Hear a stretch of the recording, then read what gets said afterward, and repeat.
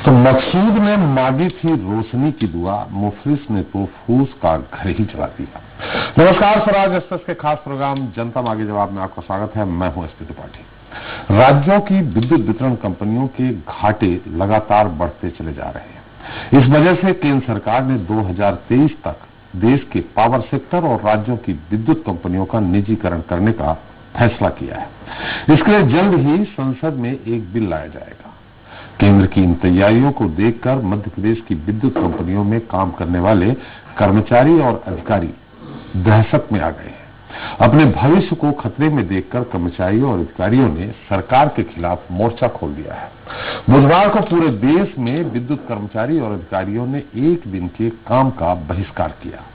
विद्युत अधिकारी कर्मचारी दफ्तर तो पहुंचे और अपनी उपस्थिति भी दर्ज कराई, मगर शासकीय कामकाज नहीं किया, जिससे ऊर्जा विभाग का शासकीय कामकाज बुरी तरह से प्रभावित हुआ है। सिर्फ पावर हाउस और विद्युत उपकेंद्र के काम जारी रहे, जिससे बिजली की सप्लाई बरकरार रही। विद्युत मंडल के कर्मचारियों और अधिकारियों के यूनाइटेड फोरम के तत्वाधान में इस विरोध सभा में पदाधिकारियों ने सरकार के इस कदम की जमकर आलोचना की। विद्युत कर्मचारी अधिकारी संगठनों के पदाधिकारियों ने आरोप लगाया कि केंद्र सरकार औद्योगिक घरानों को फायदा पहुंचाने के लिए विद्युत कंपनियों का निजीकरण करना चाहती है और पावर सेक्टर को निजी हाथों में सौंपना चाहती है, जिससे यह औद्योगिक घराने के साथ ही उपभोक्ताओं से मनमाने बिजली के दाम वसूल सके। लेकिन विद्युत कर्मचारी और अधिकारी इस निजीकरण का लगातार विरोध करते रहेंगे। कर्मचारी नेताओं ने बताया कि 7 फरवरी को भोपाल में प्रदेश व्यापी विरोध रैली निकाली जाएगी, जिसमें मध्य प्रदेश विद्युत मंडल के सभी विद्युत कर्मचारी और अधिकारी शामिल होंगे और अपना विरोध जताएंगे। इसके बाद भी सरकार निजीकरण के फैसले को नहीं बदलती है तो पूरे देश में एक साथ बिजली बंद कर विरोध जताया जाएगा।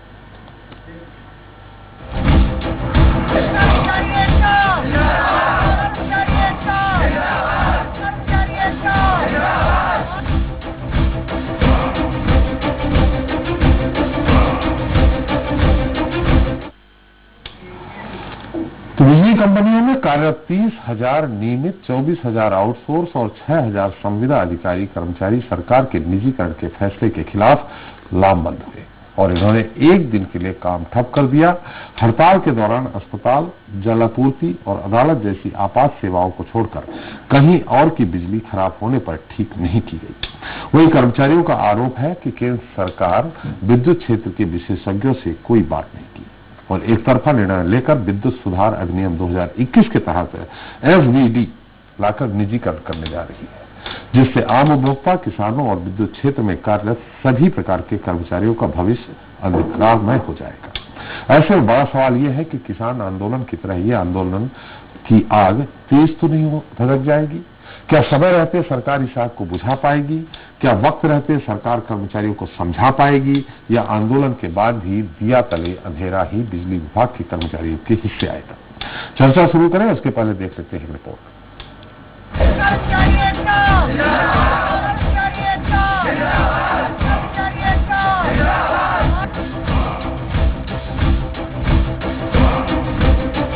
देश में एक तरफ किसान आंदोलन की आग आज भी धधक रही है, आंदोलन के अंगारे अभी ठंडे भी नहीं हुए हैं, तो वहीं अन्नदाताओं की हुंकार से सरकार की पेशानी पर लकीरें खींचना शुरू हो गई हैं और एक बार फिर से देश में एक और आंदोलन की तैयारी है।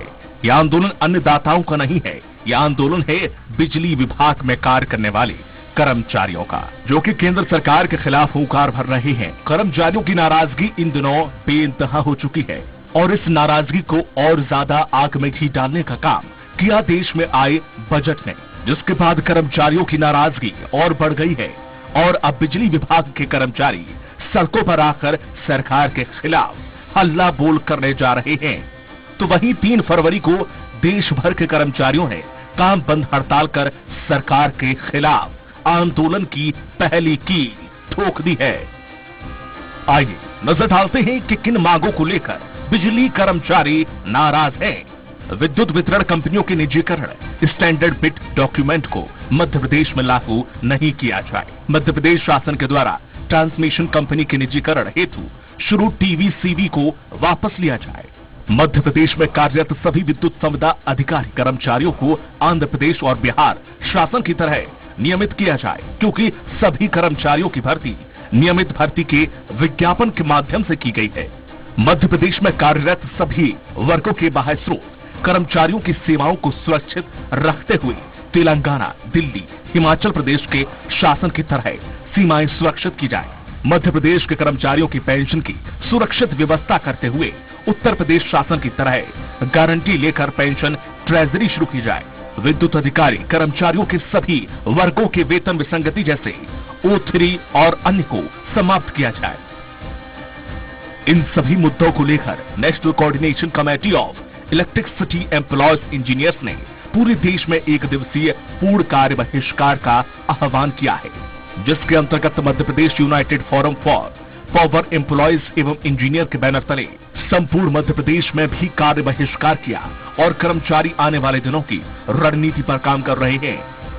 हम लोग इसलिए उसका विरोध कर रहे हैं क्योंकि वो किसी के लिए ही उपयोगी नहीं है, चाहे वो आम उपभोक्ता हो, चाहे किसान भाई हो, चाहे हमारे अधिकारी और कर्मचारी, किसी के लिए भी उपयोगी नहीं है। इसीलिए हम लोग इसका विरोध कर रहे हैं। हम विरोध इसलिए कर रहे हैं कि निजीकरण किसी के लिए भी अच्छा नहीं है, कंज्यूमर के लिए अच्छा नहीं है, किसान भाइयों के लिए अच्छा नहीं है, कर्मचारियों के लिए अच्छा नहीं है, इसलिए विरोध कर रहे हैं। कर्मचारियों की नाराजगी पूर्व में भी सामने आ चुकी है। पूर्व में भी सरकारों के द्वारा बीच का रास्ता निकालकर वार्तालाप के समाधान निकालने की कोशिश की है, लेकिन लगता है कि तमाम वार्तालाप बेनतीजा हैं, जिसके चलते अब कर्मचारी आर पार की लड़ाई के मूड में नजर आ रही है। देखना होगा सरकार कैसे इस विकट समस्या का समाधान निकालेगी। Bureau report, Swaraj express. तो विद्युत विभाग के कर्मचारियों की हड़ताल, बिजली विभाग और बिजली व्यवस्था बेहाल, तो कैसी होगी बिजली कर्मचारियों की मांगे बहाल। इस बिजली वालों की बवाल के इस मुद्दे पर चर्चा करने के लिए हमारे साथ मौजूद हैं खास मेहमान। आपका परिचय करा देते हैं। विकास बोंद्रिया जी हैं बीजेपी से, आपका स्वागत है। नेता अमित शर्मा जी हैं कांग्रेस के, आपका भी स्वागत है। अरुण कुमार देवांगन जी प्रदेश संगठन मंत्री छत्तीसगढ़ बिजली कर्मचारी के हैं, श्री देवांगन जी आपका भी स्वागत है। महासंघ और BKS परिहार बिजली कर्मचारी संघ के अध्यक्ष हैं, आपका भी स्वागत है। अवधेश भार्गव वरिष्ठ पत्रकार हमारे साथ हैं और साथ ही हमारे साथ विशेष तौर पर जुड़ेंगे ऊर्जा मंत्री मध्य प्रदेश शासन के प्रद्युम्न सिंह तोमर। सभी स्वागत। परिहार साहब, आपसे एक छोटा सवाल है। आप कह रहे हैं कि किसी के लिए भी अच्छा नहीं है। पहली बात तो SBT है क्या, और SBT लागू करने से क्या बिजली विभाग के अंदर बिल्कुल आसमानी तूफानी आ जाएगा एकदम से? जी, SBD स्टैंडर्ड बिड डॉक्यूमेंट है जी। एक्चुअल में जो टेंडर प्रोसेस होता है, टेंडर में किस प्रकार की शर्तें रखी जाती हैं जी, उसका पूरा विवरण है उसमें जी। एक्चुअल में ये केंद्र सरकार के परव्यू में ये आता नहीं है। ये जो राज्य सरकारें होती है ये टेंडर अभी तक निकालती रही हैं, लेकिन केंद्र सरकार इतनी जल्दी में प्राइवेटाइजेशन की ओर बढ़ना चाहती है कि उसने स्टैंडर्ड बिड डॉक्यूमेंट अपने केंद्र से ही सभी राज्यों को भेज दिया है। वो 176 पेज का है और उसमें सभी विवरण दिए हुए हैं कि इस प्रकार से हमें सभी जितनी देश में जितनी भी विद्युत वितरण कंपनियां हैं उनका निजीकरण किया जाना है जी। तो स्टैंडर्ड बिड डॉक्यूमेंट में क्लियर ये बहुत सी चीजें लिखी हैं कि जो सब्सिडी आज मिलती है, क्रॉस सब्सिडी होती है, ये उसमें नहीं दी जाएंगी। दूसरी बात है, उसमें स्टैंडर्ड बिड डॉक्यूमेंट में ये भी बिल्कुल क्लियर लिखा है कि जो सर्विस कंडीशन है, आज जो एम्प्लॉई है वहां पे संविदा के बारे में कुछ उसमें लिखा नहीं है, संविदा का भविष्य बिल्कुल नहीं है, आउटसोर्सिंग के बारे में नहीं है, नियमित कर्मचारियों के बारे में लिखा है कि उनकी सर्विस कंडीशन डिटोरिएट नहीं होंगी। लेकिन हमने पिछले 2003 एक्ट जो आया था उसमें भी हमने देखा था कि उसमें भी लिखा गया था कि सर्विस कंडीशन डिटोरिएट नहीं होगी, लेकिन हमने अब पाया है जो MPSEB के जैसे हम लोग अभी एम्प्लॉय हैं, तो उसमें जो एक्ट में प्रोविजन रहते हैं उसका प्रोविजन सरकार उनसे करवा नहीं पाती है। तो ये सब चीजें लिखी हुई हैं। उसमें एक विशेष बात ये भी लिखी हुई है कि जब हम प्राइवेट कंपनियों को देंगे तो जो हमारा आज की डेट में पूरे यदि देश में माना जाए तो 17 लाख करोड़ का इंफ्रास्ट्रक्चर वितरण कंपनियों का है, तो उसको केवल 1 रुपए में हम उसको लीज पे देंगे प्राइवेट कंपनियों को। तो ऐसी स्थिति है। और उसमें आज की डेट में यदि मध्य प्रदेश की बात करें तो 2003 एक्ट में था कि मध्य प्रदेश के जो MPSEB के एम्प्लॉय होंगे उनकी पेंशन की व्यवस्था सरकार करेगी। लेकिन मध्य प्रदेश सरकार ने ही केवल आज तक पेंशन की कोई व्यवस्था नहीं की। मतलब आप लोगों की पेंशन नहीं बननी? पेंशन के लिए जो व्यवस्था एक्ट के अनुसार होनी चाहिए वो नहीं की है सरकार ने। इसीलिए हम लोग जो यूपी में जैसा किया गया है कि उनकी पेंशन आज की डेट में ट्रेजरी से मिल रही है, तो हम ही सरकार से मांग कर रहे हैं कि हमें भी वैसी व्यवस्था आपको कहां से मिलेगी? नहीं, हम लोगों को एक्ट में ये था कि जब ट्रांसफर होंगे एमपीएससीबी के एम्प्लॉय कंपनियों में ट्रांसफर होंगे, जो 2012 में किए गए हैं ट्रांसफर, जैसे ये कंपनियां बनी तो एमपीएससीबी के सभी एम्प्लॉय को ट्रांसफर किया गया। तो उसमें उसके पहले ये होना था कि उसकी पेंशन की व्यवस्था सरकार हमारी कर देती, लेकिन सरकार ने बिना व्यवस्था किए ही हम लोगों को ट्रांसफर कर दिया। तो सीधे से सवाल हमारा आपसे ये है कि मतलब आप लोगों को पेंशन नहीं मिलेगी कि मिलेगी? और मिलेगी तो हम लोगों ने उस समय हाई कोर्ट में एक केस लगाया था, तो हमारी पेंशन की व्यवस्था एमपीआरईसी के थ्रू करने की सरकार ने की थी। उसमें दो चीजें थी। एमपीआरईसी का फुल फॉर्म? ये रेगुलेटरी कमीशन, नियामक आयोग है, विद्युत नियामक आयोग, जहां से अपने टैरिफ पास होता है, तो वहां से की थी। लेकिन उसमें दो कंडीशन थी कि एक जो पर मंथ हमारी पेंशन जो मिलेगी उसकी व्यवस्था भी टैरिफ के थ्रू होगी, और दूसरा था कि उसके साथ साथ कंपनियां फंड में भी जमा करेंगी, एक पेंशन का फंड भी बनाया जाएगा। तो पेंशन अभी तो दे रही है, लेकिन फंड में आज की डेट में भी पैसे जमा नहीं किए जा रहे हैं। अभी हमने कंटेम्प्ट भी लगाया हुआ है एमपीआरईसी में, उसका रिजल्ट नहीं आया है। जी, आप लोगों का कहना है कि केरल और हिमाचल प्रदेश में जैसी व्यवस्था एकीकरण है, पारेषण है, उत्पादन है, वितरण है, इन सब का वो आपके यहाँ भी किया जाए, इससे क्या फायदा होगा? नहीं, इससे ये जैसे यहाँ पे 3 विद्युत वितरण कंपनियां हैं, तीनों में अलग अलग एमडी बैठे हैं, पावर मैनेजमेंट कंपनी है, 4 आईएएस बैठे हैं, चारों एमडी बैठे हुए हैं, इन सबको एक किया जाना चाहिए।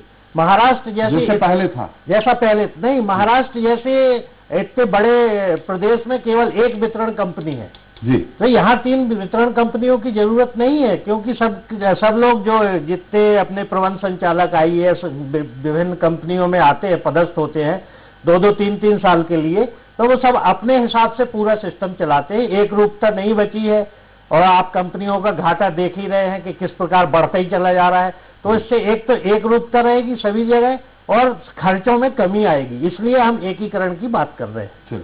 अच्छा, आप पूरे देश भर में हड़ताल में है कर्मचारी? आज पूरे देश में था। एनसीसी और ट्रिपल जो national coordination committee of electrical engineers and employ है, उसी के आह्वान पे आज ये 6 मांगों के लिए पूरे देश में आज 1 दिवसीय कार्य बहिष्कार था, जिसको यूनाइटेड फोरम के बैनर तले मध्य प्रदेश में भी हमारे द्वारा किया गया। रायपुर से हमारे साथ देवांगन जी है। देवांगन जी, छत्तीसगढ़ में भी हड़ताल पे थे आप लोग? जी नमस्कार जी। छत्तीसगढ़ में हड़ताल पे? छत्तीसगढ़ में कोई हड़ताल की स्थिति थी नहीं जी। नहीं, छत्तीसगढ़ में कोई हड़ताल नहीं हुआ जी जी। मात्र हमारे कुछ पावर स्टेशनों पे वो थोड़ी सी नारेबाजी हुई और विरोध प्रदर्शन हुआ है, और रायपुर में जी 10 मिनट का। तो क्या ये जो परिहार साहब मांग कर रहे हैं कि सारी हो जो इन्होंने मांग की है उसकी पूर्ति की जाए, नहीं तो हड़ताल करेंगे, 7 तारीख और बृहद हड़ताल करेंगे, तो आप लोग उसमें छत्तीसगढ़ के बिजली कर्मचारी जो है वो उस पर शामिल नहीं है? जी देखिए, ऐसा है कि अलग अलग प्रदेशों में अलग अलग स्थितियां हैं जी, और छत्तीसगढ़ में अभी फिलहाल ऐसी कोई स्थिति नहीं बनी है, और यही कारण है कि इस तरह के आह्वान का कोई असर यहाँ पर नहीं हुआ। मात्र सांकेतिक विरोध प्रदर्शन जो है दोपहर लंच के समय किया गया है। तो मैं नहीं समझता कि आने वाले दिनों, जबकि क्योंकि सरकार ने यहाँ पर लिखकर दे दिया है केंद्र शासन को कि हम इस एक्ट को लागू नहीं करेंगे जी, उन्होंने संकल्प पारित किया हुआ है, तो अभी फिलहाल हमें छत्तीसगढ़ में कोई ऐसा प्रतिकूल माहौल दिखाई नहीं देता जी। वहाँ सब बढ़िया चल रहा, अमन चैन चल रहा है बिजली कर्मचारियों का, सबको पेंशन भी मिलेगी। जो 3-3 कंपनियां यहाँ हैं, वहाँ एक ही कंपनी, वहाँ एक ही कंपनी है क्या?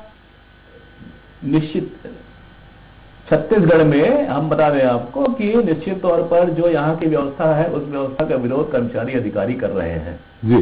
5 कंपनियां बनाई गई हैं यहाँ पर, 5 कंपनियों का विरोध हुआ काफी समय से, शुरुआत से चला, और उसके बाद से ये स्थिति बनी कि इसके लिए हाई पावर कमेटी बनी। हालांकि हाई पावर कमेटी की रिपोर्ट आज तक नहीं आई। अभी जो नई सरकार यहाँ पर भूपेश बघेल जी की सरकार आई है, उनसे हमने मांग रखी थी इनका एकीकरण किया जाना चाहिए और हिमाचल और केरल की तर्ज पर एकीकरण किया जाना चाहिए, लेकिन ऐसा हुआ तो नहीं है। लेकिन उन्होंने आश्वस्त भी किया था, और आने वाले समय में सरकार ने घोषणा की है कि हम 31 मार्च तक हम इस बारे में निर्णय ले लेंगे और कंपनियों का एकीकरण का जो विषय है उसका निराकरण कर दिया जाएगा। तो अभी काफी कुछ यहाँ पे काम चल भी रहा है, जो सूचनाएं हैं उसके साथ 2 कंपनियां तो पूरी तरह भंग होने वाली हैं और 3 कंपनियां रहेंगी। हालांकि कर्मचारी अधिकारी इससे संतुष्ट नहीं है, क्योंकि ये इंटीग्रेटेड व्यवस्था है विद्युत की।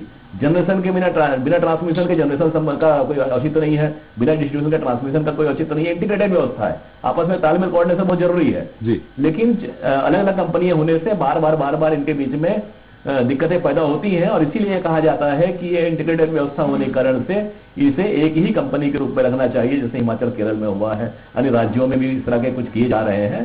तो हम समझते हैं कि सरकार का ध्यान इस ओर जा रहा है और हम इंतजार कर रहे हैं कि 31 मार्च तक इसके बारे में कुछ अंतिम निर्णय लिया जा सकेगा। तो फिर लोग कर्मचारियों की अन्य समस्याएं तो हमेशा बनी रहेंगी और हम कोशिश करते हैं, हम चाह रहे हैं कि उसका निराकरण जो है कंपनी स्तर पर हो।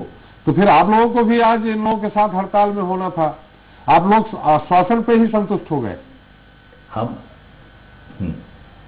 हाँ, देखिए कि अधिकारी, हमारा कोई ध्येय नहीं है कि हमको हड़ताल ही करना है जी, और न ही हम हड़ताल में कर्मचारी को इसलिए प्रेरित कर देंगे क्योंकि भाई ये पूरे देश में ऐसा किया जा रहा है। निश्चित तौर पर नैतिक समर्थन होता है इस तरह की स्थितियों में, वो अलग विषय है।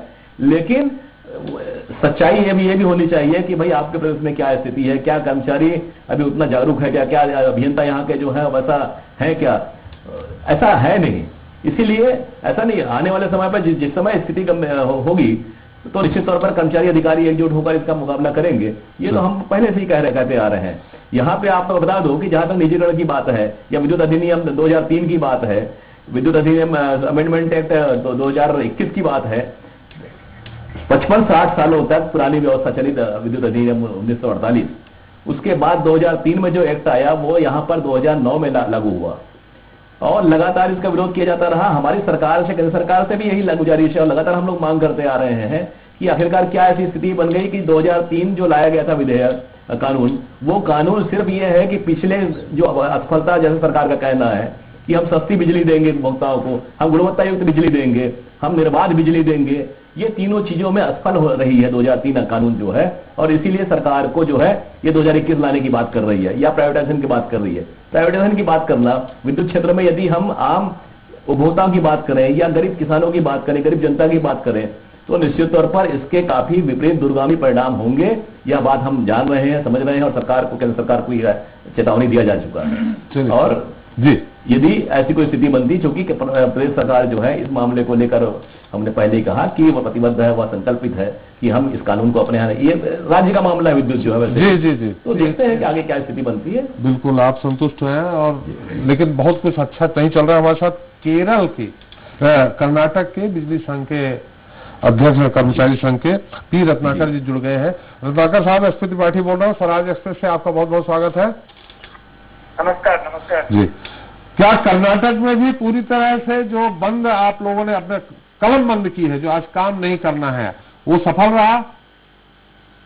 ठीक है, मैं कर्नाटक में तेलंगाना हैदराबाद से बात कर रहा हूँ, तेलंगाना हैदराबाद से। ये जी तेलंगाना, तेलंगाना स्टेट में भी पूरा आज बैठक हुआ और पूरा 35,000 एम्प्लॉय और डिस्ट्रीब्यूशन में जो काम कर रहे हैं वो पूरा बैठक की है। केंद्र सरकार की जो निजीकरण के नीति है इलेक्ट्रिसिटी सेक्टर को लेके, उनके विरोध में 100 एम्प्लॉइज आज सारी बैठक किया।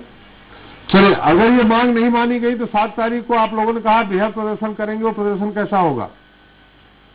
अगर मध्य प्रदेश में जो है 7 तारीख को प्रोग्राम है, अगर ये हम नेशनल कोऑर्डिनेशन कमेटी से ये तय किया है कि केंद्र सरकार अगर पार्लियामेंट में ये इलेक्ट्रिसिटी अमेंडमेंट बिल इंट्रोड्यूस करे तो हम देश भर की विद्युत क्षेत्र में जो काम कर रहे हैं इंजीनियर और वर्कर्स, सब 15 लाख एम्प्लॉइज है देश भर के इलेक्ट्रिसिटी एम्प्लॉइज हाइकिंग ट्रैक पे जाने के लिए डिसीजन ले लिया। चलिए, बहुत बहुत धन्यवाद रत्नाकर साहब। बहुत तकनीकी कारणों से बहुत अच्छे से आवाज भी आपकी नहीं आ पा रही है। बात है अमित जी, निश्चित तौर पे ये कर्मचारी संघ जो है बिजली कर्मचारी संघ जिस तरह से मांगे रख रहा है, जो केंद्र सरकार कानून लाने जा रही है, इसमें विपक्ष की क्या भूमिका है? क्या आप इनके साथ हैं? निश्चित तौर पे त्रिपाठी जी, कांग्रेस पार्टी और विपक्ष कर्मचारियों के हमेशा साथ रहा है और आज भी साथ है जी। लेकिन मैं आपको बता दूं कि जिस तरीके से परिहार साहब बोल रहे थे, और मैं देवांगन साहब को भी छत्तीसगढ़ से सुन रहा था, वो आश्वस्त है। ऐसा नहीं कि कांग्रेस की गवर्नमेंट है, लेकिन वहां शायद मुझे ऐसा लगता है कि कर्मचारियों और मुख्यमंत्री के बीच कम्युनिकेशन गैप नहीं है। और उन्होंने कहा कि हमने मुख्यमंत्री से बात करी है, शायद एकल विंडो के माध्यम से इस पर नई प्रणाली के तहत जो है वो निर्णय इतनी जल्दी छत्तीसगढ़ में नहीं होगा। परिहार साहब और तमाम कर्मचारी यहां विचलित हैं, क्योंकि कहीं ना कहीं सरकार और कर्मचारी नेताओं और कर्मचारियों के बीच कोई मध्यस्थता नहीं है, बहुत बड़ा कम्युनिकेशन गैप है। और हो सकता है शायद उनको इस शब्दों में कहें कि एक मनमर्जी है। मैं शॉर्ट में आपको त्रिपाठी जी बता दूं कि आज प्रधानमंत्री जी ने जिस तरीके से मंशा देश के अंदर कर्मचारियों के प्रति बताई है, इसकी शुरुआत मध्य प्रदेश में 2003 में हुई। परिहार साहब और बेहतर बताएंगे, शायद मैं आगे पीछे हूं। 2003 में इसकी शुरुआत हुई और ये एमपीबी से अलग हुई और पांच कंपनियां बनी। और आज मैं कहना चाहता हूं कि अगर हम टैरिफ एक रिकॉर्ड मध्य प्रदेश के सचिवालय का अगर देखें, तो क्या उस समय जो घाटे थे, जो चंद कर्मचारी काम करते थे और पूरे मध्य प्रदेश को संभाला करते थे, उस समय ज्यादा घाटा था, या आज पावर सेक्टर में तमाम बड़ी बड़ी कंपनियां जो प्राइवेट सेक्टर को हायर कर इन 5 बड़ी कंपनियों को बनाकर जो काम करने का प्रयास करने की कोशिश कर रही हैं, मध्य प्रदेश को गति देने की कोशिश कर रही हैं, कहीं ना कहीं क्या आज वो कम घाटे में है कि ज्यादा घाटे में? मैं बता दूं कि करोड़ों रुपए के घाटे में, परिहार साहब इसको स्पष्ट करेंगे, करोड़ों रुपए के घाटे में आज एमपीबी की कंपनियों बनाने के बाद भी है। 2003 में जब ये रिफॉर्म किया गया था, तो ये सोच के कहा था, थोड़ा सा याद दिला दूं मैं आपको जी, ये इसकी रूपरेखा 2000 में रख दी गई थी। परिहार साहब में सही है? नहीं, आप नहीं, इसकी रूपरेखा परिहार साहब बताएंगे 2003 में हुई थी। नहीं, रूपरेखा बना दी गई थी, लागू 3 में हुआ। देखिए, लागू तो 3 में हुआ ना, मैं कह रहा हूं कि ठीक है 2000 में रखी गई, क्या किसी भी सही या गलत निर्णय को गलत ही माना जाएगा जी। लेकिन आज इंप्लीमेंट कौन कर रहा है? आज दिशा क्या है? परिवर्तन हो सकते हैं। मेरा यह मानना है कि जब ये कंपनी बनाई गई, तो उस कंपनी की सोच थी कि जब प्राइवेट सेक्टर इसमें एंटर होगा, तो ये करोड़ों रुपए का, अरबों रुपए का जो घाटा है मध्य प्रदेश सरकार में एमपीबी में लगातार, जो जिनको ये कह के हटाया जाता है कि आज कर्मचारियों के पदों को लैप्स किया जाता है क्योंकि कंपनी घाटे में है। लेकिन मैं बता दूं कि टाटा, पीडब्ल्यूसी और तमाम ऐसी बड़ी कंपनियां हैं जो कहीं ना कहीं, जैसे अभी आपने पीड़ा महसूस करी कि आज 4 एमडी बैठे हैं इन कंपनियों के अंदर, जिनमें एक में भी कोऑर्डिनेशन नहीं है। शायद कोई 3 महीने के लिए आता है, कोई साल भर के लिए ट्रांसफर हो जाता है, कोई 1.5 साल रह के चला जाता है। वो जो प्राइवेट कंपनियां हैं, कहीं ना कहीं इंटरनल उनका इंटरेस्ट रहता है, जिससे ये सरकार चलती है। और सरकार के नाते पूरा एमपीबी सिस्टम, जो हमारे कर्मचारियों को संविदा के नाम पर बात कर रहे थे कि इन कंपनियों में, उन संविदा में कर्मचारियों को रखा जाएगा, पेंशन उनसे जो फायदा होगा उससे कर्मचारियों की पेंशन का भुगतान किया जाएगा, आज वो भी सब शायद शब्द गायब है। और ये नया कानून आ गया, विपक्ष कर्मचारियों के साथ है, हम सड़कों पर इसकी लड़ाई लड़ेंगे। मध्य प्रदेश के शासन के, मध्य प्रदेश के सम्मानित मुख्यमंत्री से आग्रह करेंगे, मध्य प्रदेश जो केंद्र सरकार ने एमपीबी के संबंध में बिजली कंपनियों के तहत जो लागू करने का, प्राइवेट सेक्टर में जाने की पूरी तरह कोशिश कर रही है, वो इसका विरोध करें। विकास जी, निश्चित तौर पर बात आप ही से होगी। बात इस बात की सब सारी चीजें एक तरफ है, ये विरोध कर रहे हैं एसबीटी लाने पे को लेकर के, उसके साथ सभी दोनों कर्मचारी संघ के हमारे जो पदाधिकारी हैं वो कह रहे हैं कि इससे नुकसान ही होना है, वो आम उपभोक्ताओं का भी नुकसान होना है। सबसे बड़ी बात यहाँ इस समय खर्चे में कटौती की है। 3 कंपनियां आपने बनाई, 4 कंपनी बन गई। इन 4 कंपनियों में आप खुद एस्टेब्लिशमेंट का खर्च समझ लीजिए। 4 आईएएस बैठे हैं अलग अलग, सब अपनी, दूसरा अपनी अपनी तरह से उन्होंने 1 साल के लिए आए, 1.5 साल के लिए आए, अपनी तरह से उन्होंने चलाना चालू कर दिया। आप खुद मानिए कि एक कंपनी के एमडी के यहाँ कितना खर्च है, ये कभी आकलन कर लीजिए। इस समय मध्य प्रदेश आर्थिक मंदी के दौर से गुजर रहा है। ऐसी स्थिति में अगर ये लोग डिमांड कर रहे हैं, टेक्नोक्रेट है, ब्यूरोक्रेट उतना नहीं समझे जितना टेक्नोक्रेट समझेंगे इसके बारे में, तो अगर ये इस तरह भी आप पहल कर दें तो शायद काफी कुछ घाटे से कम हो जाएगी कंपनी। त्रिपाठी साहब, केवल मध्य प्रदेश का मसला नहीं है, जैसा आपने चर्चा की। अरे मसला पूरे देश का, जैसे हाँ, छत्तीसगढ़ में कर रहे हैं, मध्य प्रदेश में कर दीजिए। इसलिए व्यापकता से अध्ययन की भी जरूरत है, और व्यापकता से ऐसे निर्णय क्यों लिए जा रहे हैं या इस तरफ क्यों बढ़ा जा रहा है, मैं यूँ बोलूँ निर्णय तो अभी कुछ लिया भी नहीं गया है, तो हम सब आशंका की बात कर रहे हैं। परिहार साहब निर्णय नहीं लिया, ये तो आ गया ना, बजट एसपीडी जारी हो गया है, जी। निर्णय लगभग जारी होना और मसौदा के ऊपर परिहार जी की राय भी आ गई, अमित जी की भी राय आ गई, मेरी आपकी भी राय आ जाएगी, जनता से राय मांगी गई है। नहीं, एक मिनट, जनता से कोई राय नहीं मांगी गई। अरे मसौदा अप्रैल 2020 में जारी हुआ साहब, कैसे नहीं मांगी गई? एसपीडी सितंबर में जारी हुआ था। मैं क्या कह रहा हूँ, मसौदा 2020 में जनता की राय के लिए जाहिर वो अमेंडमेंट एक्ट 2020 था जिसका मसौदा जारी हुआ था, तो उसी को आगे बढ़ा रहे हैं। नहीं, एसबीडी अभी सितंबर में जारी हुआ है, जिसमें बात आप क्या कर रहे हैं मुझे नहीं मालूम, मुझे तो त्रिपाठी साहब ने विद्युत सुधार अधिनियम नहीं यही चर्चा 2021 बिल के जो अभी बजट में चर्चा परिहार साहब जो बजट में आया है उसी की बात। देखिए बजट में तो कितनी अच्छी बात निर्मला जी ने कही कि जैसे हम मोबाइल में पोर्टेबिलिटी कर सकते हैं कि हमारा नेटवर्क प्रोवाइडर कौन हो, अगर डिस्ट्रीब्यूशन कंपनी के लिए भी ऐसी सुविधाएं क्रिएट कर दी जाएं तो कितना अच्छा होगा। निर्मला सीतारमण जी के भाषण को फोकस करिए इस मामले में। हम बोले क्या कुछ बोलिएगा भी। मैं जो बात कह रहा हूं, एक मिनट को, सरकार देखिए यकीनन विद्युत कंपनियों के कर्मी, अधिकारी, कर्मचारी वो सभी स्टेक होल्डर हैं, लेकिन सरकार का सबसे ज्यादा फोकस है जनता को सुविधा, उपभोक्ता को सुविधा कैसे मिले, उपभोक्ता को सस्ती बिजली कैसे मिले, उपभोक्ता को न्याय कैसे मिले, और जो कंपनियां काम कर रही हैं उनके आपसी के जो डिस्प्यूट्स हैं उनके रिड्रेसल के लिए एक सुगठित प्राधिकरण काम करे। 3-4 कंपनियां आपस में डिस्प्यूट हल करने की जरूरत नहीं, एक कंपनी बना दीजिए ना। प्रदेश का मामला है ना, ऐसी बात थोड़ी है, कई जनरेटिंग खर्च कम हो जाएगा। नहीं, देखिए सरकारी प्रायोजित कंपनी जनरेशन कंपनी एक हो सकती है, लेकिन मध्य प्रदेश में तो बिजली जनरेशन का काम कई लोग कर रहे हैं, बाहर की भी कंपनियां कर रही हैं, हिमाचल से बिजली हमारे यहाँ खरीदी जा रही है, और कोई भी उपभोक्ता भी हिमाचल से बिजली ले सकता है किसी अन्य कंपनी से, व्हीलिंग चार्जेस बाकी डिस्ट्रीब्यूशन कंपनीज को देना। देखिए पूरे नेटवर्क को समझिए, जो एक पारंपरिक तरीका था उस टेक्नोलॉजी और वर्किंग सिस्टम में समय के साथ में बदलाव आ रहा है, हमें भी वो नवीनीकरण करना है विद्युत क्षेत्र में। इस हेतु जो सुधारों की आवश्यकता है, जो नियामक की आवश्यकता है, उन्हें लाया जा रहा है। और परिहार साहब का जहां तक कंसर्न है, उनका स्टेक की बात है, सरकार उन्हें आशान्वित कर रही है कि भाई कर्मचारियों के हितों का ध्यान रखा जाएगा। लेकिन वो तो बोल रहे हैं सारे कर्मचारी, आशंका वाली बात है ना, अभी तो कुछ आया ही नहीं है। परिहार साहब आशंका नहीं है, ये बिल्कुल क्लियर है। 2003 एक्ट में जब ये लिखा था कि कर्मचारियों, एमपीएससीबी कर्मचारियों को कंपनियों में ट्रांसफर करने के पहले पेंशन की व्यवस्था की जाएगी, लेकिन आज तक पूरे देश में केवल मध्य प्रदेश ऐसा देश है जहां पे पेंशन की व्यवस्था नहीं है। उसके लिए हम अभी भी कोर्ट में लड़ रहे हैं। नहीं, तो सबसे पूरा मध्य प्रदेश पेंशन मिल रही है ना? नहीं, मिल रही है का मतलब नहीं, जो व्यवस्था होना चाहिए वो तो होना चाहिए। आज मिल रही है, आज हमारे 50,000 पेंशनर्स हैं, अभी 2025 तक वो 75,000 होने वाले हैं, क्योंकि सब रिटायर हो जाएंगे। तब पेंशन का बोझ बढ़ेगा, तो जो फंड बनना था वो सरकार की जिम्मेवारी है कि वो फंड बनवाए। क्यों नहीं बनाया, उसके लिए हमने चर्चा करने की कोशिश की। माननीय मुख्यमंत्री जी शिवराज सिंह जी ने 15 साल में विद्युत कर्मचारी अधिकारियों की एक भी मीटिंग नहीं की। हमने कम से कम उनको 50 चिट्ठी लिखी है इस पर बात कर।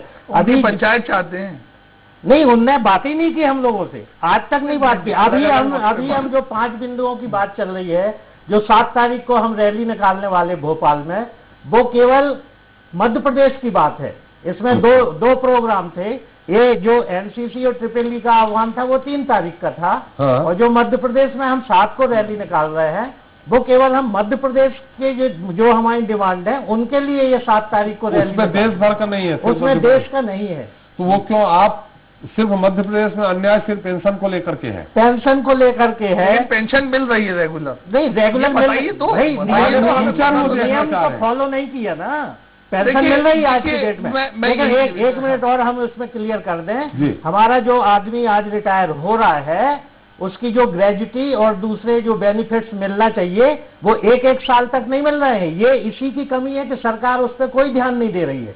1 साल, जबकि मध्य प्रदेश सरकार में ये है कि जिस महीने वो रिटायर होता है उसी महीने उसको पूरे जितने बेनिफिट्स हैं वो मिल रहा है, तो ये नहीं मिल रही है। ये हमारे बोर्ड के एम्प्लॉई जो परिहार साहब एक मिनट, अवधेश जी की टिप्पणी ले लें। अवधेश जी आपने सब कुछ कर लिया, अमित जी आपके पास आ रहा हूं मैं। जी अवधेश जी।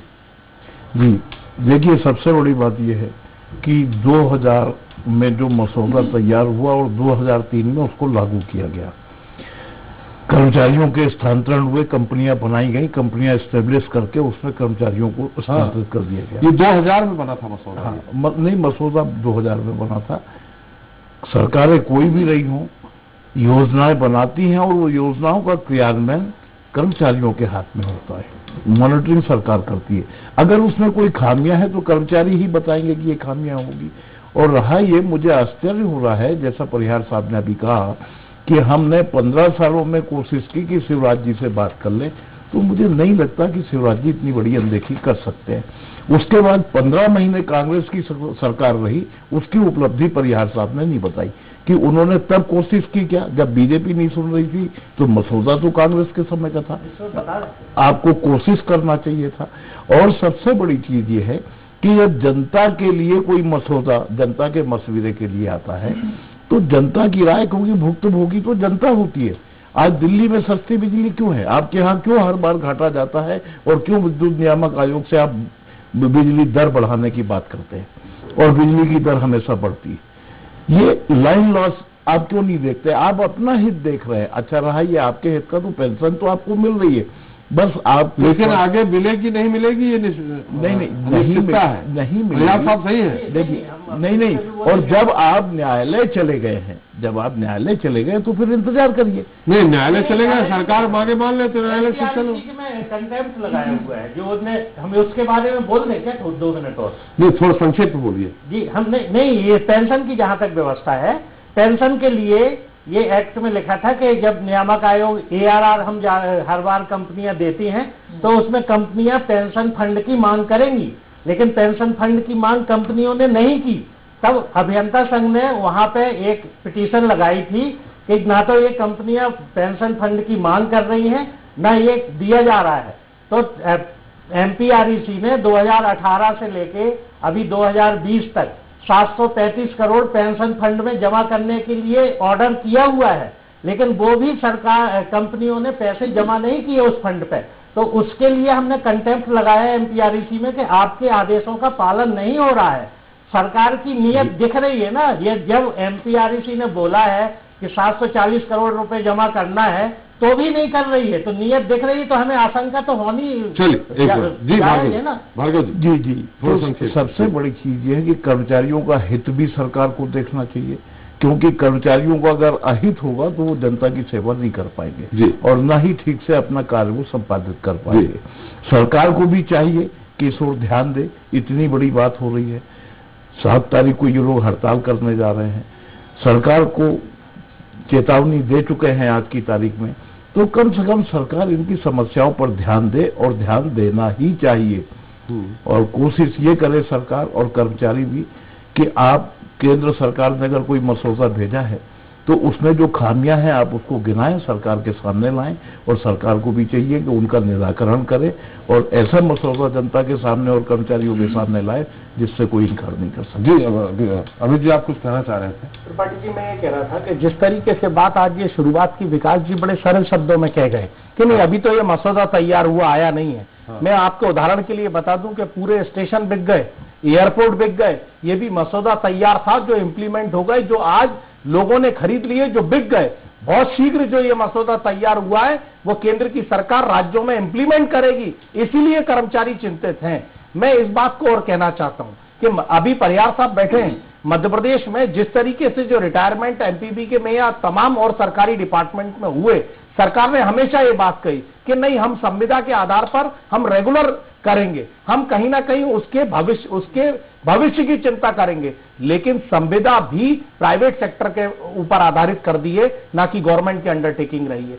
दूसरी बात, जिस तरीके से लगातार पदों का लैप्स किया जा रहा है, पदों को खत्म किया जा रहा है, तो सरकार को ना उनके पेंशन की चिंता है और अब जो नौजवान पीढ़ी इस नौकरी में आएगी उसको तो खैर पेंशन मिलनी भी नहीं है, लेकिन मैं विकास जी से कहना चाहता हूं इसको राजनीतिक चश्मे से हटाकर इसे मध्य प्रदेश के मुख्यमंत्री जी से कर्मचारियों के हित में, जो कहीं ना कहीं हर प्रदेश का कर्मचारी एक रीढ़ की हड्डी होता है, इस दर्द को महसूस करना होगा। विकास जी, सबसे बड़ी समस्या विकास जी ये जिन्होंने कही है आउटसोर्सिंग वाली है, जो लगातार आउटसोर्सिंग होती जा रही है। उसमें मुझे लगता है परिहार साहब उसमें और बेहतर बताएंगे, पैसा ज्यादा खर्च हो रहा है सरकार का और व्यवस्थाएं उतनी अनुकूल नहीं है, और उनके यहाँ काम करने वाले कर्मचारी अगर लाइनमैन किसी कारण दुर्घटनावश उनकी मृत्यु हो जाती है तो वो आउटसोर्स कंपनियां ये कह देती कि मेरे यहाँ एम्प्लॉय नहीं है। परिहार साहब मैं सही हूँ?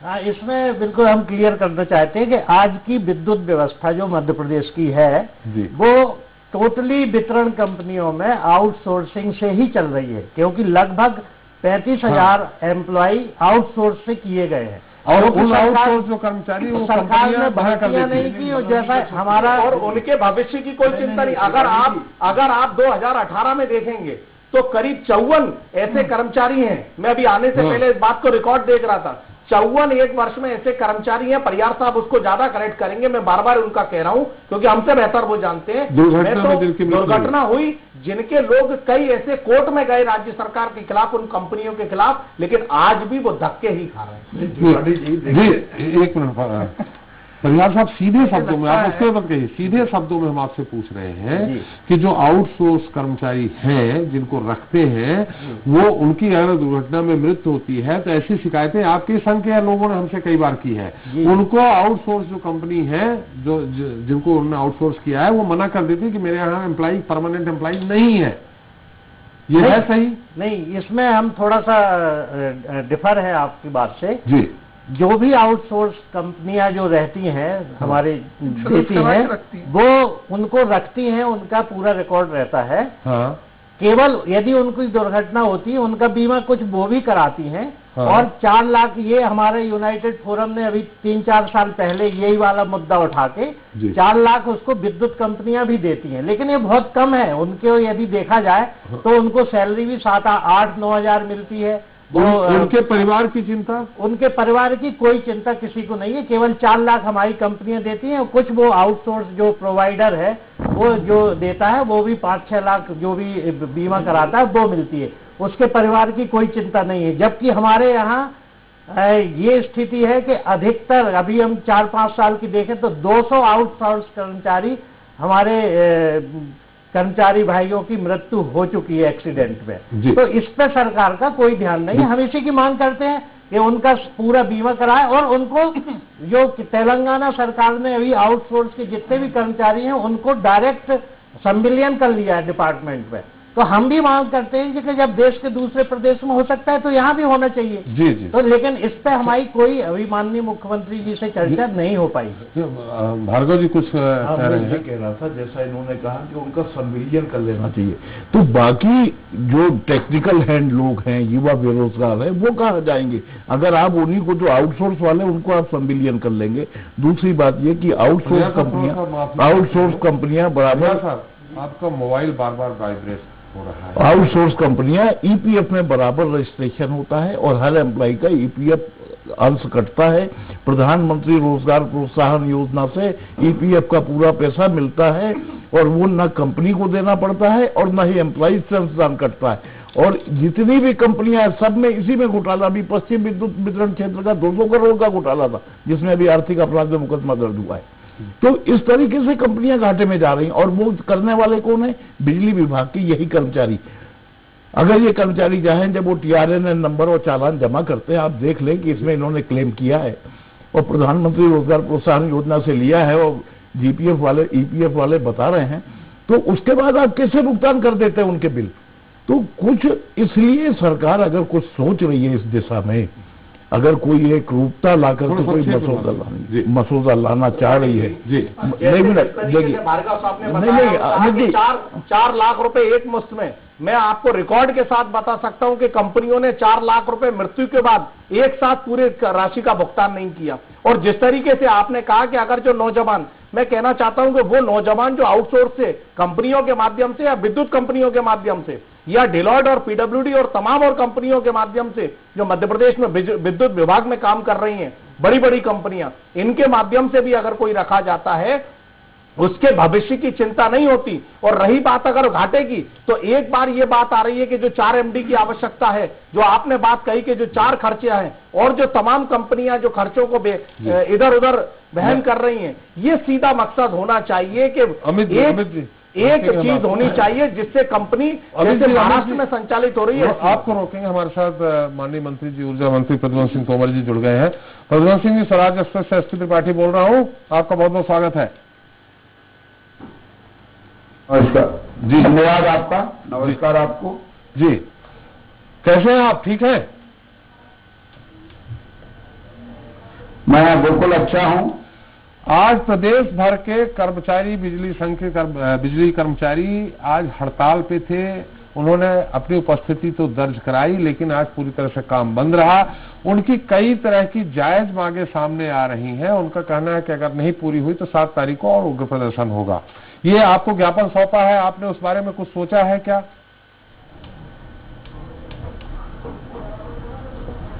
मैं आपको ये बताना चाहता हूं सम्मानीय साथी जी कि बिजली कंपनियों ने मुझे ज्ञापन दिया जी, कंपनी के कर्मचारियों ने ज्ञापन दिया जी। उस ज्ञापन पर मैंने अपने विभाग के अधिकारियों को लिखा है जी, तथा मैं इस संबंध में अगर कर्मचारी लोग कोई चर्चा करना चाहते हैं तो करने को हम तैयार हैं जी।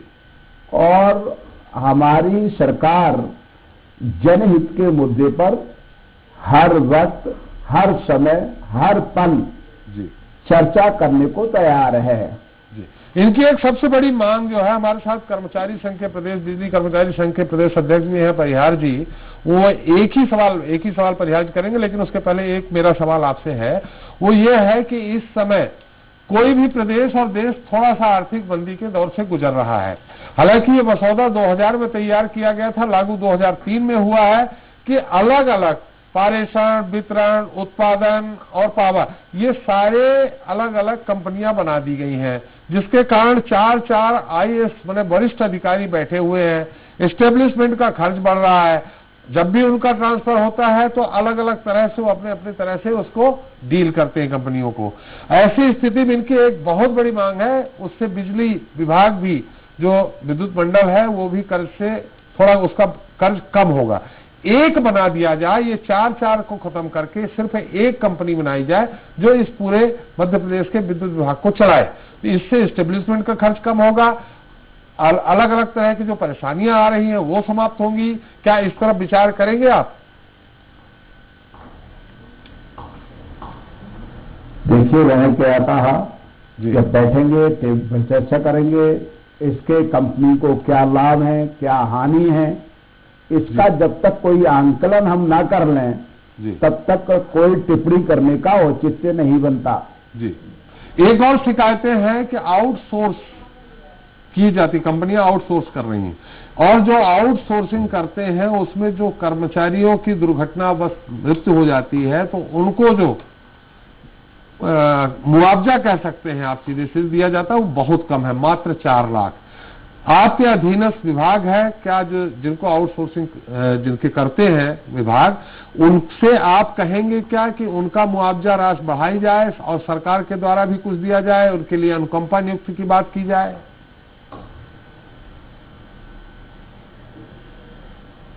मैं आपको ये ध्यान में लाना चाहता हूं कि हमारी सरकार श्रमिकों के हितों का ध्यान रखती है जी। जो श्रीमान ये बात कह रहे हैं जी, उनसे पूछो कि इससे पहले जी कोई घटना घट रही थी या अभी जब दूसरी सरकार थी तो क्या पैसे कुछ मिलते थे? 4 लाख भी मिलते थे क्या उनको? जी नहीं, ये तो ये 4 लाख किसने लागू किए, उसके लिए पहले धन्यवाद करना चाहिए।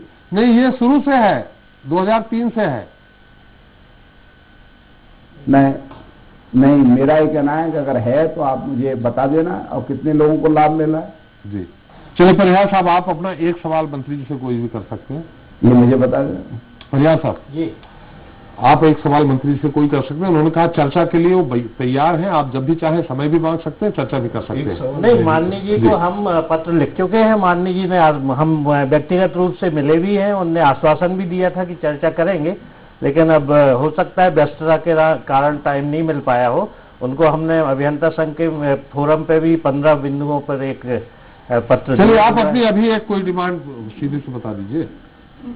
माननीय जी से हम केवल एक निजीकरण और एसबीडी और टीबीसीबी जो 3 चीजें हैं। टीबीसीबी ये केवल मध्य प्रदेश में लागू हो रहा है, जो ट्रांसमिशन कंपनी को सब स्टेशन और लाइनों को प्राइवेटाइज करने के लिए है। तो एक ये, और जो एसबीडी जारी हुई है ये क्यों, और निजीकरण के मुद्दे पे सरकार का क्या दृष्टिकोण है, और उस पे हम आपसे चाहते हैं कि आप अपना विचार हमें बताएं। आदरणीय प्रयाग साहब, आपका जो कर्मचारियों के हित में जो भी निर्णय हमारी सरकार कर सकती है हम करेंगे, और आपकी बात को हम सुनेंगे गंभीरता के साथ जी। एक तो ये विश्वास हम देते हैं जी, पर हम ये विश्वास आपसे भी चाहते हैं जी। आज ये हालात क्यों पैदा हो रहे हैं कि ये निजीकरण के विषय पर लोगों को सोचने के लिए बाध्य होना पड़ रहा है जी। इसके लिए हम सबको मिलकर के प्लेटफॉर्म पे चर्चा करनी चाहिए, और चर्चा निजीकरण की ना हो उसके लिए हमें अपने दायित्वों का निर्वहन ईमानदारी से करना होगा जी। और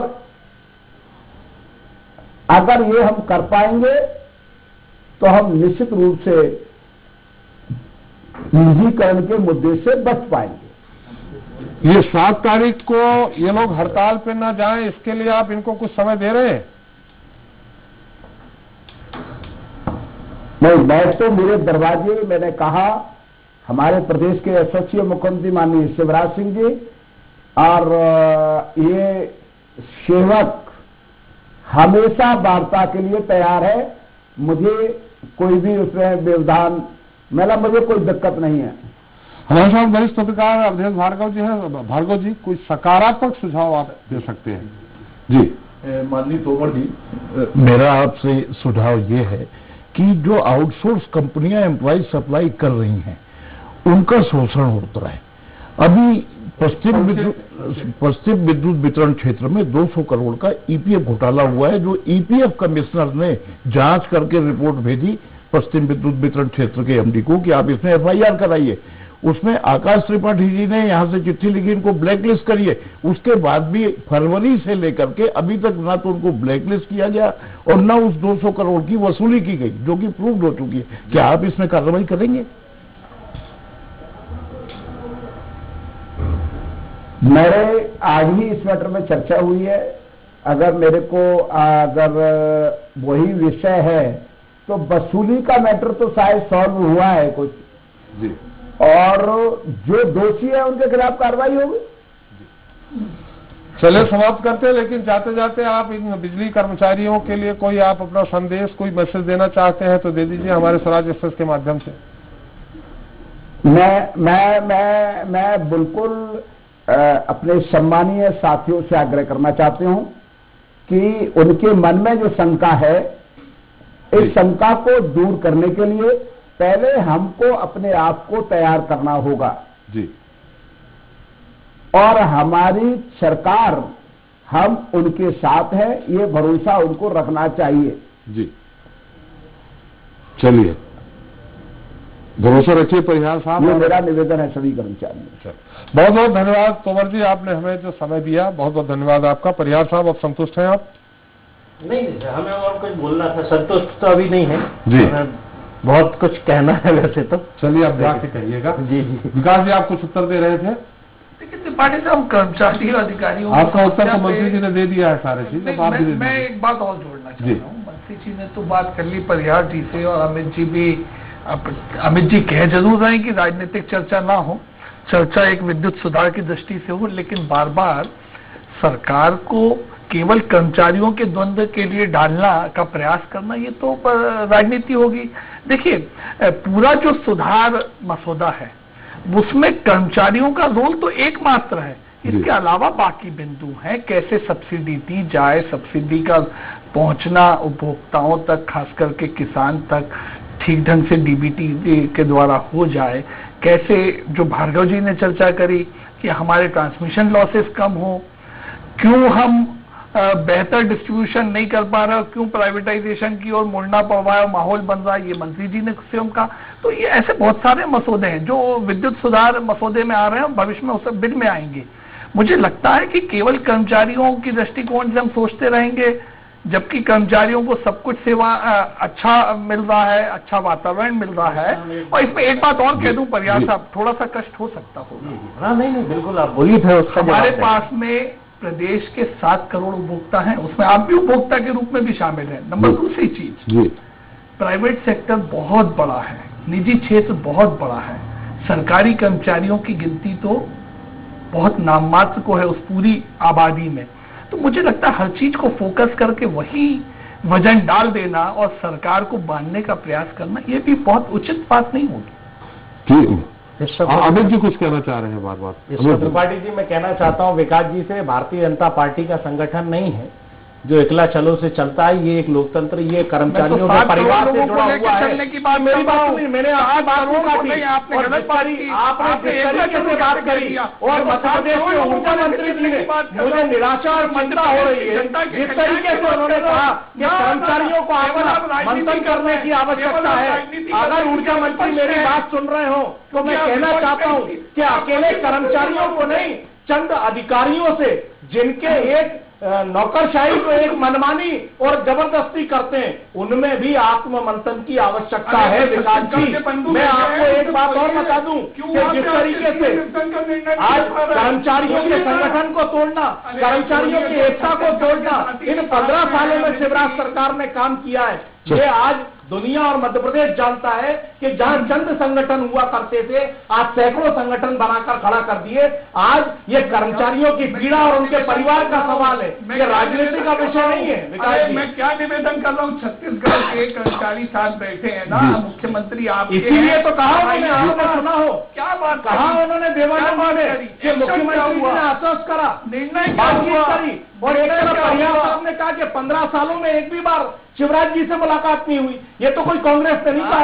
एक मिनट खुद बुला देवांगन जी से पूछ लेते हैं। तो चूहे खाके बिल्ली हज को चली। एक मिनट देवांगन जी, की हालात समझिए, उनके दर्द को समझिए और सकारात्मक सोच के साथ मेरे ख्याल से बात करना होगा। एक मिनट विकास जी कर्मचारियों पे मरने की मंशा जिस तरीके से भारतीय जनता पार्टी की है, चंद अधिकारियों के साथ लेके और कर्मचारियों पे पूरी बुराइयां थोपना, ये बर्दाश्त। एक मिनट अरे भाई विकास जी, अमित जी मेरी बात सुन लीजिए। देवांगन जी से एक सवाल करना चाह रहा हूँ। देवांगन जी, क्या आपका विभाग मुख्यमंत्री जी के पास ही है, आपके क्या मुख्यमंत्री से चर्चा हुई है? आपने कहा आश्वासन दिया है। एक आपके यहाँ भी आउटसोर्सिंग की यही स्थिति है क्या? देखिए, मैं मतलब इसके साथ ही मैं जोड़ना चाहता हूं कि पूरे देश में विद्युत सेक्टर पे आउटसोर्सिंग का कब्जा हो चुका है और मैं ये भी कह रहा हूं कि छत्तीसगढ़ इससे छूटा नहीं है। छत्तीसगढ़ में भी बड़ी संख्या में आउटसोर्स पे लोग काम कर रहे हैं और उनकी दशा और दिशा बहुत खराब है। अब आपको मैं एक और ध्यान दिलाना चाहूंगा कि हमारे यहाँ करीब 4000 लोग संविदा भर्ती पे काम कर रहे हैं और ये जो संविदा भर्ती पे है, आपको आश्चर्य हुआ कि जो 6 साल से संविदा भर्ती पे काम कर रहा है उसको भी उतना ही 8000 रुपए मिलता है जितना कि आउटसोर्स में जो लड़का आ जाएगा उसको 8000 मिलता है। तो इस तरह की विभिन्नताएं हैं और सौतेला व्यवहार कर्मचारी के साथ हो रहा है, ये छत्तीसगढ़ में है और ये काफी हम इस मामले पे शासन के समझ दबाव बना रहे हैं इसको कि भाई इसका निराकरण होना चाहिए। संविदा पे कर्मचारी लिए गए हैं, उनको नियमित किया जाना चाहिए। यह बात हम लगातार माननीय मुख्यमंत्री से, शासन से और प्रबंधन से कर रहे हैं, हमारी चर्चाएं हो रही है। आपके मुख्यमंत्री से आप लोग सीधे चर्चा हुई क्या? निराकरण नहीं हुआ, विभाग उन्हीं के पास है। हाँ देखिए, अभी शासन से चर्चा नहीं हुई है, लेकिन हमारे पिछले चेयरमैन थे उनसे चर्चा हुई थी और चर्चा में उन्होंने कहा था कि नहीं, हम इसको नियमितीकरण के बारे में विचार जरूर करेंगे, लेकिन फिलहाल अभी तक कोई उसके निर्णय नहीं हो पाए हैं और नए चेयरमैन आ गए हैं। नए चेयरमैन से अभी हमारी चर्चा होनी है, उसके बाद ही इस विषय पर हम कुछ कर रहे हैं। अमित जी, वहां भी मुख्यमंत्री से चर्चा। लेकिन देखिए आउटसोर्स के बारे में बता दो कि पूरे शोषण तो है, ये कर्मचारियों और की पीड़ा है। ये मध्य प्रदेश और छत्तीसगढ़ में बंटने की बात नहीं है कि कोई सुन रहा है, जो कर रहा है अच्छी बात है, जो नहीं कर रहा उसकी आलोचना करनी पड़ेगी। तो आप भूपेश बघेल जी की आलोचना करिए। मैंने अभी बताया करिए ना। 15 साल तो मलाई आपने खाई है, पहले मध्य प्रदेश की तो बात कर रहे हैं। हम मध्य प्रदेश और छत्तीसगढ़ के लिए साथ में चर्चा कर रहे हैं। करिए मैंने क्या कहा कि कर्मचारियों की पीड़ा है। केंद्र की सरकार अगर कोई निर्णय ले रही है तो ना तो मध्य प्रदेश अछूता रहेगा, ना छत्तीसगढ़ अछूता रह रहा है। लेकिन मेरा यह कहना है कि जिस तरीके से आज प्रयास आपने भी बताया, जो कर्मचारी संगठनों की पीड़ा है उसको सरकारों को सुनना होगा। मंत्री तो कर्मचारियों को दोषी मान दिया, कर्मचारियों को दोषी बना दिया, और चंद अधिकारी जो आई है उसी में हम कहीं ना उसी का जवाब देना चाहते हैं, मनमर्जी का रवैया करते हैं। परिहार साहब, आपको बताना था ना क्या खर्चों में बचत हो जाएगी। आप कहाँ बोले तब मंत्री जी ने पूछा था तब। त्रिपाठी जी देखिए, बोलने को मुझे बोलते तो बिल्कुल मैं मंत्री जी को सीधी बात बोलता। मुझे ही मंत्री जी 15 महीने की बात कर रहे थे। अच्छा भाई, मुझे ही बता दीजिए कि 5 साल से 4 लाख रुपए, मुझे ही बता दीजिए क्या बचत होगी, क्या खर्चा होगा। परिहार साहब संक्षेप में हमारा समय इस संबंध में हम 2-3 चीजें क्लियर करना चाहते हैं। तो संक्षेप में थोड़ा सा। हाँ, इसमें जैसे मंत्री जी ने बोला कि दायित्वों का भी ध्यान रखना चाहिए, हम बिल्कुल इससे सहमत है। लेकिन हम मंत्री जी से भी और अभी सबसे भी ये कहना चाहते हैं कि पिछले 15 सालों में हमारा इंफ्रास्ट्रक्चर जो है, लाइनों की, ट्रांसफार्मरों की, इनकी संख्या में बेतहाशा वृद्धि हुई है। हाँ। कंज्यूमर 60 लाख से लेके 1 करोड़ 60 लाख हो गए हैं, और लेकिन हमारे एम्प्लॉय कम पे कम होते जा रहे हैं। हम एक वाकया बताना चाहते हैं, आउटसोर्सिंग इसीलिए आउटसोर्सिंग के बाद भी हमारे यहाँ एम्प्लॉय कम है, आउटसोर्स अनुभवहीन रहते हैं। मंत्री जी की बात से हम सहमत हैं कि दायित्वों को लेकिन दायित्वों को निभाने के लिए हमें कितना मैन पावर की आवश्यकता है, इसका ऑर्गेनाइजेशन स्ट्रक्चर के लिए हम लगातार 8 साल से मांग कर रहे हैं कि हमें ऑर्गेनाइजेशन स्ट्रक्चर दिया जाए, सब व्यवस्था की जाए। तो हम इसको हमने राइटिंग में भी पिछले सरकारों को दिया है कि यदि एक डिस्ट्रिक्ट हमें दे दिया जाता है, बिल्कुल इंडिपेंडेंटली सुरक्षा प्रदान की जाए, तो हम उसको फायदे में ला सकते हैं। परिहार जी हमारा समय समाप्त हो गया है, विकास जी समय समाप्त हो गया है। इस काम में अगर निजी कंपनियों की, निजी लोगों की भी मदद लेने का प्रयास किया जाए तो इसमें क्या हानि है? समय मेरा समाप्त हो गया है। जो सोच है इसको बदल। विकास जी, परिहार जी, अमित जी, मेरा समय समाप्त हो गया है। करने वाले परिहार साहब जो है बेचो, खाओ और जाओ। भार्गव जी, अब समय नहीं है कि आप उसी परंपरा पे चलते हैं, आप अपनी टिप्पणी कह चुके हैं। बहुत बहुत धन्यवाद अमित जी आपका, विकास जी आपका, भार्गव जी आपका, परिहार जी आपका और देवांगन जी आपका हमारे साथ चर्चा में शरीक होने के लिए। तो एक तरफ कर्मचारी सरकार के खिलाफ अपनी आवाज बुलंद करने के लिए पूरी कमर कस चुके हैं, तो वहीं सरकार इस हड़ताल को लेकर कितनी गंभीर है, एक बड़ा सवाल है। साथ ही सवाल ये भी है कि सरकार ने बिजली कर्मचारियों की नाराजगी से पहले आखिर क्यों कर्मचारियों से बात कर उन्हें समझाने की कोशिश नहीं की, आखिर क्यों कर्मचारियों को भरोसे में नहीं लिया, कर्मचारी आंदोलन की तरफ बढ़े, आखिर ये नौबत क्यों आने? क्या अब जिन बातों को लेकर सरकार और कर्मचारियों में टकराव है उसे दूर करने का प्रयास सरकार करेगी, और सरकार की कर्मचारियों के साथ किन किन बातों पर सहमति बनेगी? बिजली कर्मचारियों के हिस्से में खुशियों का उजाला आएगा या फिर कर्मचारियों के साथ प्रदेश के उपभोक्ताओं के सामने अंधेरा छाएगा? ये देखना अहम होगा। आज के मुद्दे में इतना ही। नमस्कार।